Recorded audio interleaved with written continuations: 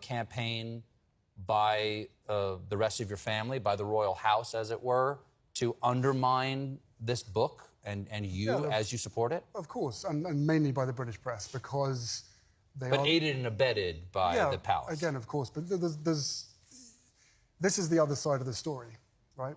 After 38 years. They've told their side of the story, this is the other side of the story, and there's a lot in here that, you know, perhaps makes people feel uncomfortable and scared. I would say that I think there's some veterans in the house tonight.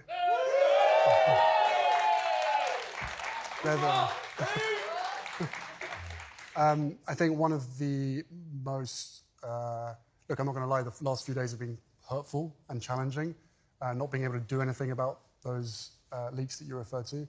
But perhaps or no, not perhaps, without doubt, the most dangerous lie that they have told is that I somehow boasted about the number of people that I killed in Afghanistan.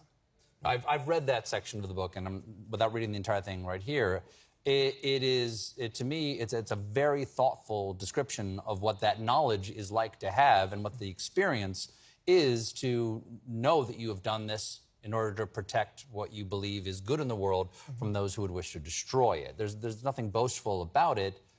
And not only that... But also, I would say that if I heard anybody else, if I heard anyone boasting about that kind of thing, I would be angry. But it's a lie. And hopefully, now that the book is out, people will be able to see the context. And it's really troubling and very disturbing that they can get away with it. And also because they had the context. It wasn't like here's just one line. They had the whole section. They ripped it away and just said, here it is. He's boasting on this. When, as you say, that you've read it, and everybody else will hopefully be able to have a chance to read it.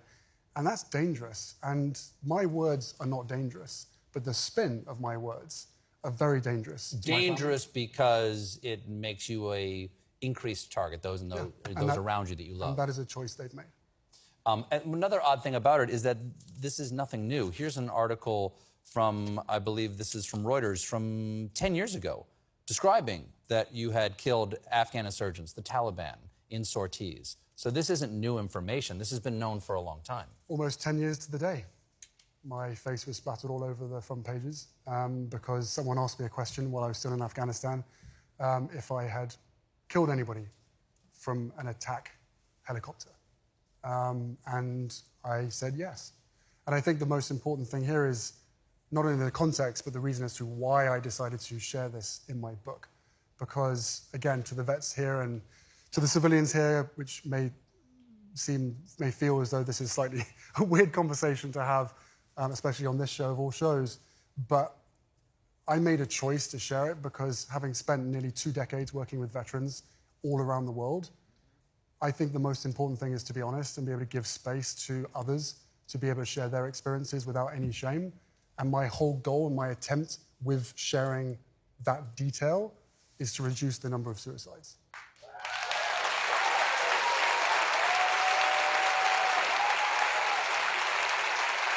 You talk in the book. Here we go. There you go.